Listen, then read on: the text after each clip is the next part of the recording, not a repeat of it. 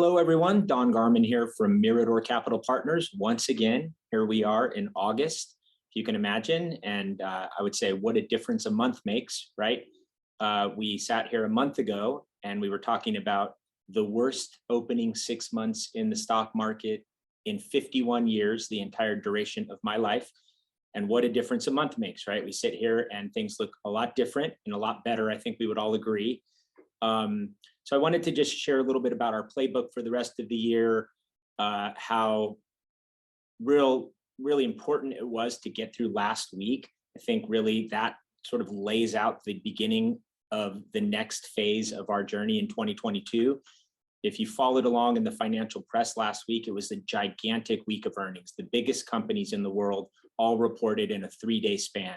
And our goal throughout this period has been to avoid the blowups, right? Avoid the bar fights. So I'm happy to report that the 5 biggest holdings of our firm and all of our clients were either held their ground or were up last week when you didn't have to look far to find some massive blowups. And so the game right now is to make sure we're not involved in any of the really bad stories that come out nearly on a daily basis. So happy to report that we side-skirted that last week. I think that tees up more green, more pleasant days. And you would know that if you're one of the people who has had cash on the sidelines that you've, said, invest this when you see fit. Over the last week, we've actually put more money to work, including today and yesterday, than we have in some time. So hopefully you can see in the color of your screen, if you're looking, that we've had a couple of great days. And so looking forward. The idea is, I don't know that we can say we're out of the woods yet. A lot of the challenges that we face are, we've seen some signs that the heat is coming down a little bit. I'm going to have Daniel put up the earnings per share number that we've been talking about for several months. We were talking about 227 being too high. Then last month, I think we were in the 226 range, still feeling like that was too high. You'll see even a month later, now we're marked to 224.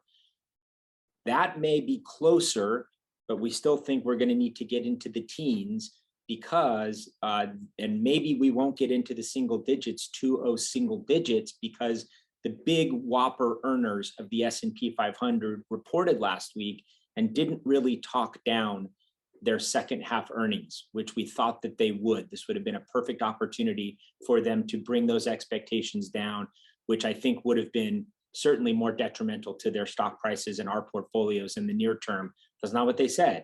They said, everybody's cautiously optimistic that the consumer hangs in there and brings us, kind of through, as employment is still strong, through the second half of the year. So it certainly gave us the air cover to adjust positioning a little bit. This is certainly not an environment where we're taking the defense off the field. It seems clear in quantitative tightening, and we need to see more evidence that inflation is in fact coming in. But it's notable that much of Wall Street got super duper bearish. I remember, and I talked about it in last month's video, there was a lot of people that were wanting to sort of make major adjustments to their own positioning, and we encouraged people to kind of wince and hold through that period.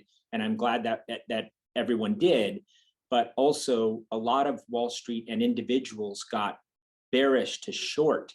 And so the signs are now becoming clear that the people that got real short going into July, which was supposed to be a disaster and turned out to be the best month since November of 2020, are now holding big losses. So point being, there's no all clear signal. We're not out of the woods. We won't be out of the woods for a while, but I do want to end on a nice note, which is, part of the challenge of the recession scenario and the consumer and inflation and all of these sort of headwinds that we're pushing through could be pushing us to an environment similar to post-World War II, where if we run into 5 or 6 years with 3.5 or 4% inflation, as painful as that's going to be on a subset of us, it will bring the total debt of the United States relative to our GDP back down to a level that it would have been, a few $1 trillion of stimulus ago. And that's a very important long-term healthy sign. We need to keep our debt relative to our GDP lower than it is currently. One of the ways that can happen is by monetizing it. This is what happened post-World War II, how we got our debt back under control.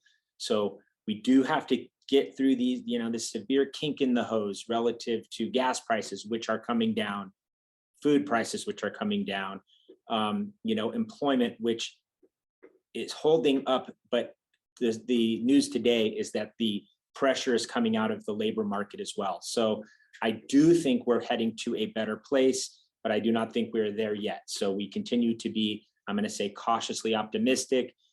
Certainly liking what I'm seeing on not only the color of my screen, but the values next to the color look better than they did. But we're going to still keep chopping wood here and making sure we're finely tuned to all of the news and making sure that we're not offsides or in the wrong position. So happy August. I hope you're enjoying some time with your family this summer.